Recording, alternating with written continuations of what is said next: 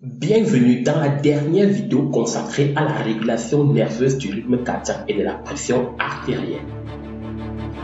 Tu as vu dans la vidéo précédente l'anatomie très simplifiée du système neurovégétatif qui intervient dans cette régulation.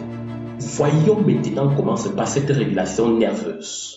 Après cette explication, tu sauras pourquoi le cœur bat parfois très vite, parfois normalement. Dans les conditions normales, l'action du centre bulbaire parasympathique domine sur l'action du centre bulbaire sympathique. Par conséquent, la fréquence cardiaque est modérée et la pression artérielle normale. Si la pression artérielle est supérieure à la normale, alors des récepteurs appelés barorécepteurs situés dans le sinus carotidien et dans la crosse aortique vont capter cette augmentation, la convertir en message nerveux sensitif qui sera transmis au centre bulbaire parasympathique par les nerfs de Hering et de Sion. Le centre bulbaire parasympathique va intégrer le message, puis générer un message moteur qui va être transmis au cœur par le nerf vague ou parasympathique cardiaque.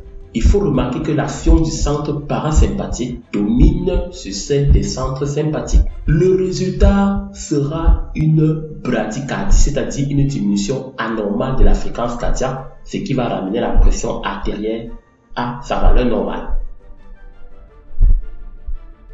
Par contre, si la pression artérielle est inférieure à la normale, alors les barorécepteurs situés dans le sinus carotidien et dans la crosse aortique ainsi que les nerfs de Hering et de Sion seront moins actifs car tu as vu tout à l'heure qu'ils vont intervenir dans la modération du rythme cardiaque, c'est-à-dire la diminution de la pression artérielle.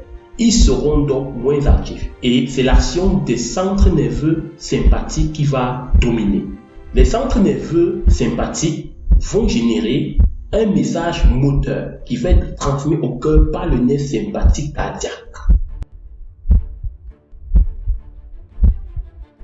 Le résultat sera une tachycardie, c'est-à-dire une augmentation anormale de la fréquence cardiaque, ce qui va ramener la pression artérielle à sa valeur normale. Voilà, j'espère que cette vidéo t'a plu. Concernant mes étudiants, ce sera toujours un plaisir d'échanger avec vous en savant que là, c'est ce mécanisme très original. À très bientôt pour un autre thème.